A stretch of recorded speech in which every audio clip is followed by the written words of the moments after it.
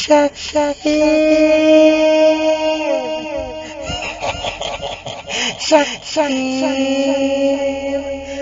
tidurlah. Aku akan menemani sepanjang malam, sepanjang masa, sepanjang waktu, sampai bila-bila.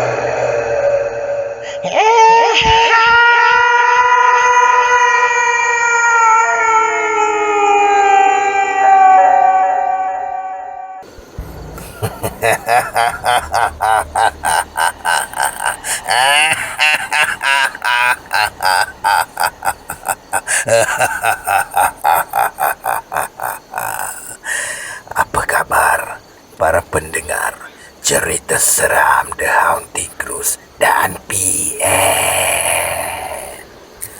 Pada malam ini, Brother Fai akan kongsikan kisah yang datangnya daripada Rashid Salim. Kisah yang bertajuk Tija.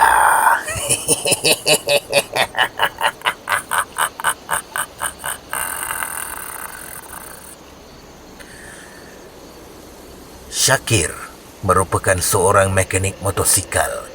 Dia punya kedai sendiri di kampungnya. Dia ni bujang, belum bertemu jodoh.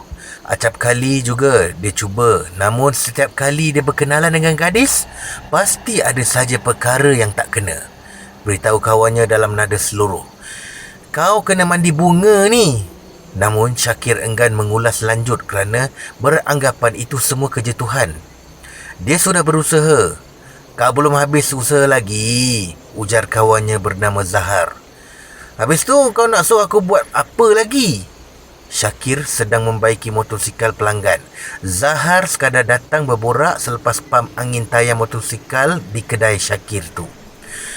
"Aku ada kenal seorang makcik ni. Dia tinggal hujung kampung sebelah. Dia kata dah ramai dah diubat orang."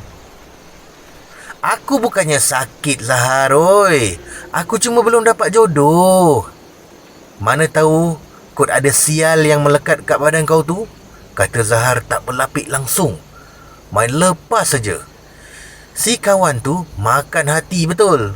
Main tuduh ada sial lah pula. Hei, memanglah dia banyak kali bercinta dan gagal. Paling menyedihkan, dah 2 kali putus tunang. Dia tak tahu apa sebabnya. Nak kata Syakir ni tak handsome, rupa ada. Nak kata tak berduit, duit ada. Apa lagi yang tak kena ni? Dia sendiri bingung. Umur semakin meningkat, belum kahwin-kahwin lagi. Hei, naik risau dah ni. Kalau lewat-lewat kahwin, nanti dapat anak kecil-kecil lagi. Dia dah makin tua. "Kau cuba dulu, Syakir. Tengok-tengok kan," saran Zahar. Syakir berfikir, mungkin ada benarnya. Dia kena ikhtiar cara lain. Mungkin ada sesuatu yang dia tak ketahui. Boleh jadi dia mesti bertanya lebih dalam pada yang pakar. Selepas berfikir, akhirnya dia bersetuju bertemu dengan seorang yang dimaksudkan Zahar. Di sana dia bertemu dengan dukun perempuan bernama Mak Teja. Mak Teja ni dah berusia sangat, tapi wajahnya langsung tak nampak berkedut. Kau tengok dia. Katanya umur dah dekat 100, tapi macam awet muda kan? Tegur Zahar dan Syakir kagum dengan kecantikan Mak Tija tu. Nampak muda. Apa rahsia dia? Takkan dia nak beritahu. Tapi semua tu tak penting. Yang penting sekarang ni adalah masalah kau, kata Zahar berada di sebelah Syakir. Mereka berbisik perlahan saja. Kemudian Mak Teja datang dan duduk di hadapan mereka. "Apa hajat korang berdua ni?" tanya Mak Teja tersungging senyum. Begini Mak Teja, kawan saya ni selalu ada masalah dalam hubungan dengan awet. Dengan awet lah, dengan perempuan. Tiap kali nak kahwin je, mesti tak jadi, beritahu Zahar yang kasihankan Syakir. Zahar, tak apalah, dah berumah tangga. Anak dah 5 orang. Syakir ni belum kahwin lagi. Kiranya datang nak berubat cara tradisional lah ni. Manalah tahu apa yang dikatakan Zahar tu ada benarnya juga. Tidak lama selepas tu, Mak Tijah berasap kemian depan Syakir dan Zahar sambil mulut kumat kamit.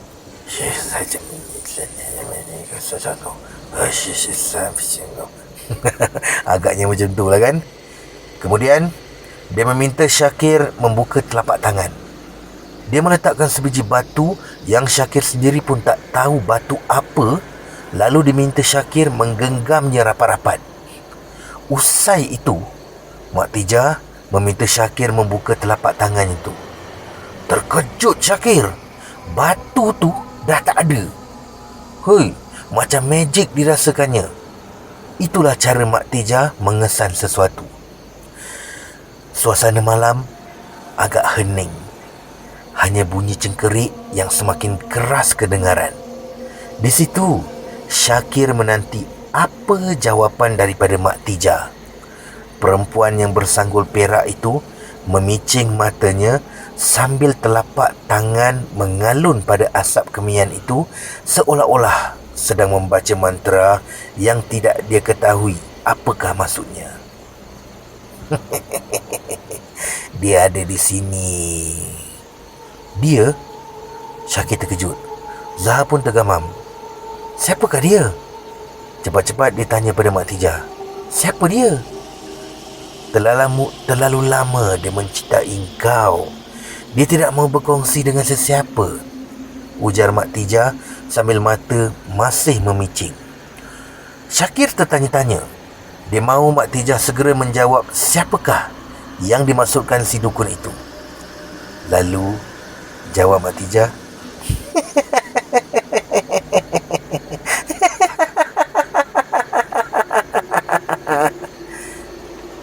dia masih bingung dengan apa yang dikatakan oleh Mak Tijah malam tadi. Dia tiada semangat untuk membuka perniagaannya hari ini. Disebabkan itu, Zahar datang mencari Syakir di warung. Hai, Syakir, kau masih fikir apa yang dukun tu beritahu? Hai, ya Zahar, susah aku nak percaya. Syakir menyedut minuman. Dia memicit-micit kepalanya yang terasa pening. Hanya aku je kawan kau. Sebab aku rasa apa yang dukun tu cakap ada betulnya. Kau sering bersendirian dan suka berjalan tengah malam sorang-sorang pula tu. Apakah kau suka berfantasi, Syakir?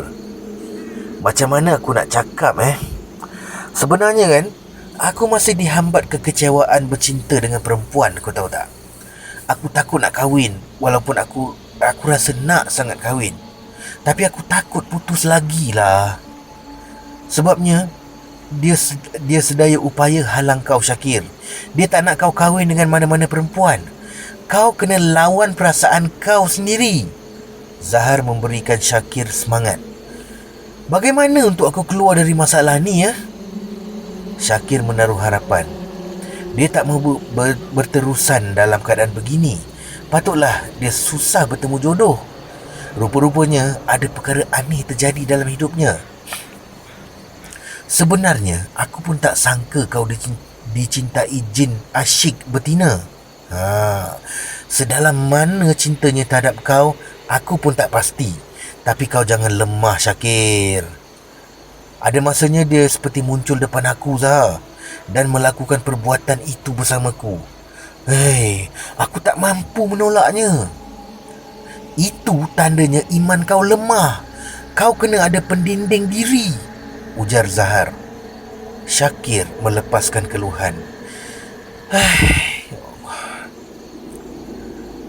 Pada satu malam, ketika Syakir berada di kamarnya, badannya terasa dingin.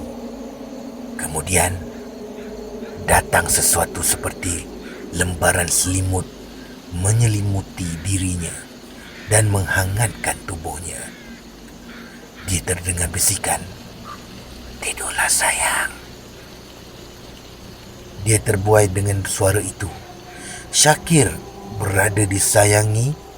berasa disayangi, bahkan dia merasakan ada seseorang yang menemani di setiap malamnya. Semakin lama, fikiran untuk berkahwin mula pudar dalam hidupnya. Dia rasa dirinya milik seseorang. Sering Zahar menasihati Syakir agar kuatkan iman. Namun dia tak tahu bagaimana caranya. Dia seperti semakin jauh. Teringat kata-kata Mak Tijah, jin asyik itu mencintaimu. Lalu bagaimana untuk dia menghindar? Maka jawab Mak Tijah, kuatkan jiwamu. Jikalau kau lemah, maka kau akan terus ternoda olehnya. Setiap malam, ia didatangi jin itu. Sukar Syakir hendak menolaknya. Semakin tenggelam dalam asmara dana dan sentuhan hangat dari jin tersebut. Kemudian, Zahar datang bertemu Syakir. Namun, sikap Syakir banyak berubah. Tidak banyak bercakap dengan orang lain. Dengan Zahar sendiri pun sama. Syakir membisu. Kalau buat kerja, hanya fokus pada kerja saja dan bercakap hal-hal yang penting saja. Syakir, kau kena berubat ni. Hei, boleh tak kau diam? Syakir marah. Zahar terkejut. Perubahan itu sangat ketara. Syakir menjadi pemarah. Bila ada perempuan datang, dia menggelitis layan dengan baik. Tapi kalau pelanggan lelaki datang, diam aja. Bagi Zahar itu dah tak normal tu. Syakir, hei, kau tak reti nak balik ke? Dari tadi duduk kedai aku. Bebel Syakir. Syakir, usah layan dia. Temani aku.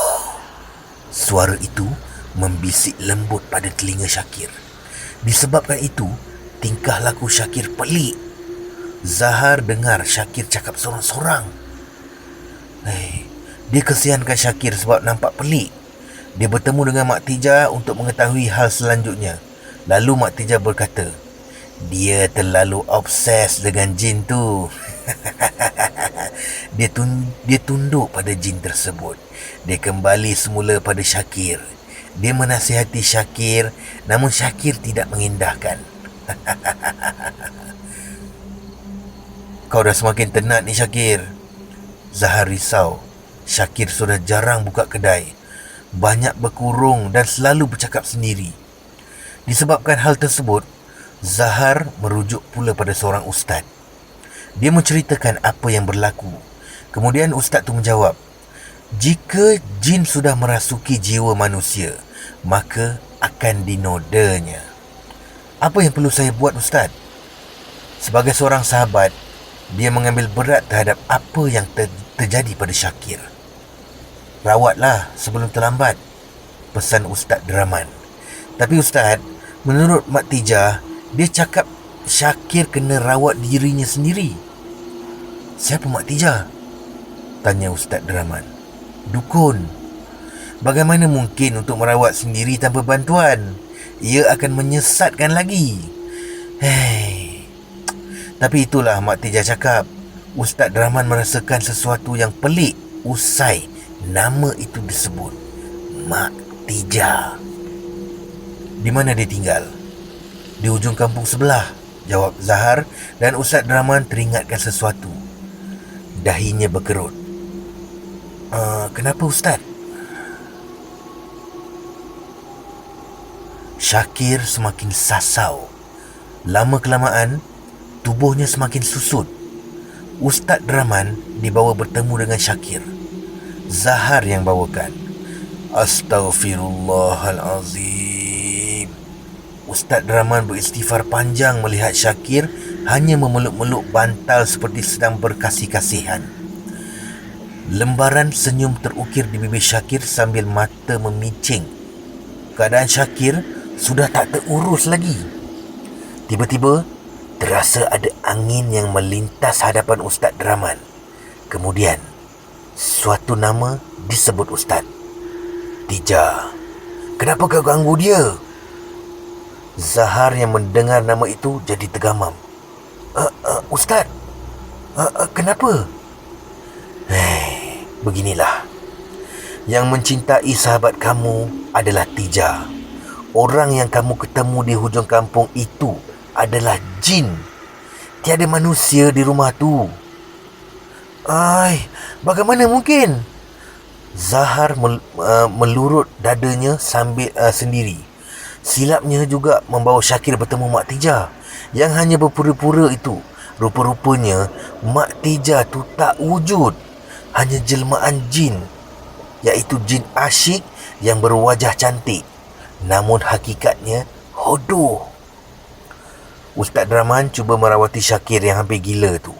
Sehinggalah suatu masa Syakir beransur pulih. Zahar berasa tenang terhadap kesembuhan Syakir, biarpun tidak sepenuhnya, tetapi paling tidak Syakir masih waras.